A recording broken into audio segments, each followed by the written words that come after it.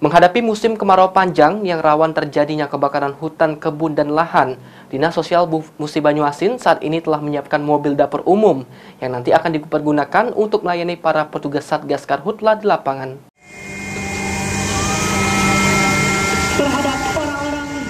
Dalam menghadapi dampak dari musim kemarau panjang yang rentan akan terjadi bencana kebakaran hutan dan lahan di pertengahan tahun 2023, Dinas Sosial Kabupaten Muba saat ini telah menyiapkan 1 unit mobil dapur umum yang nantinya akan dipergunakan untuk membantu para anggota Satgas Karhutla yang bertugas dalam menanggulangi kebakaran hutan dan lahan.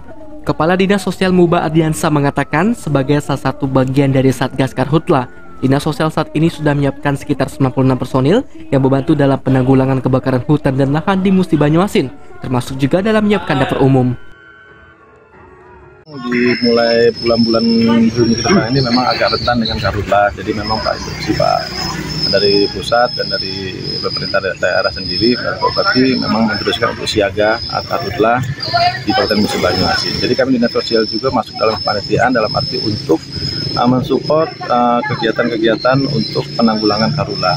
Di sini kami Dinas Sosial sudah siap menyiapkan tes sekarang lagi uji coba mobil dapur ya untuk memberikan bantuan-bantuan kepada kawan-kawan yang sedang penanganan karhutla di lapangan. Mobil dapur ini akan kami standby-kan untuk melakukan bantuan-bantuan penanganan kawan-kawan yang sedang bekerja di lapangan. Ada berapa unit dan berapa personil kita siapkan?